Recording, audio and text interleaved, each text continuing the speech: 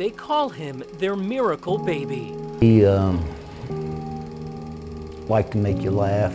Doctors told Dewey and Kristy Bishop it was a high-risk pregnancy, but Matthew defied the odds. He was always so energetic and outgoing as a kid. Like many boys, he loved sports. Football and wrestling were his favorites. But Matthew was depressed, and last August, just after his 21st birthday, he attempted suicide.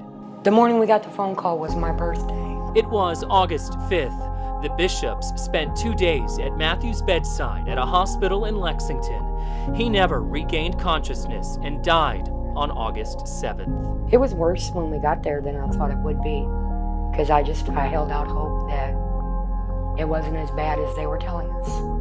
In the back of all of our minds was the fact that there was a family out there who was going through the worst time in their life.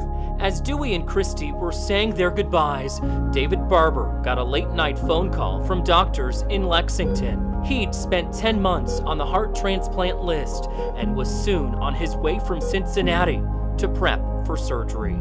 So immediately there's a little panic and it's time to go. The decision to donate Matthew's organs came easy for the Bishops. They say he was always a giver and donated blood each time there was a blood drive at his school. Matthew donated 7 organs. 42-year-old David got his heart. His liver went to a 53-year-old woman. Both lungs were transplanted into a 63-year-old man. Matthew's right kidney went to a 35-year-old man, and his left kidney and pancreas were donated to a 37-year-old man. The Bishops are hoping to meet Matthew's other recipients. So as a family, it's our job to let them know that they shouldn't feel guilty because we chose to do this. About 2 weeks after David's transplant, the Bishops received a handwritten letter. They later learned it came from David, but at the time there were little clues about who got Matthew's heart. I wanted to send you a note today because today was the first opportunity I had to watch and listen to my donor heart on an echocardiogram. I will never have words to express the depths of my gratitude. Gratitude for a new start in my life, an opportunity to feel better than I have in years.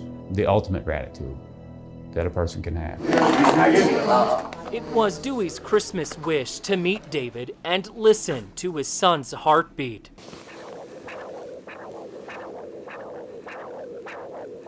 Kentucky Organ Donor Affiliates, or CODA, helped with this reunion and moment between Dewey and David. Just knowing him and being able to talk to him.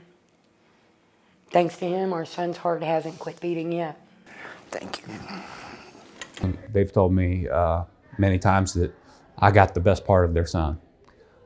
So that symbolic beat of Matthew's that I carry with me, certainly, you know, and to have them have that kind of connection is pretty special. Right now, there are about 115,000 men, women, and children in the U.S. waiting for an organ transplant. That's enough to fill the KFC Yum Center more than 5 times. It's the ultimate form of charity that one can give. Shannon Atkins is CODA's philanthropy officer. The agency provides education and outreach to families who are considering or going through organ donation. Members at Woodhaven Country Club say they heard screams and seconds later saw a little boy at the bottom of the pool. Atkins first turned to CODA after her 6-year-old son Keegan drowned in a swimming pool in 2011. When we were given the news from the doctor that Keegan was no longer as we remember him or as we knew him, I knew that we needed to talk to someone about organ donation. Keegan saved 5 lives. Shannon and her husband met Keegan's liver recipient last year. We want to go out and spread the message of what an amazing thing it is and the lives that are being saved and the heroes that we have today that chose to be organ donors and have saved so many lives. Atkins helps provide aftercare to families like the Bishops who were eager to meet David. In 2018, CODA cared for 134 organ donor families. Their loved ones saved 423 lives. The Bishops and David now share a bond through grief and gratitude. Hearing Matthew's story and talking to Dewey and finding out about them,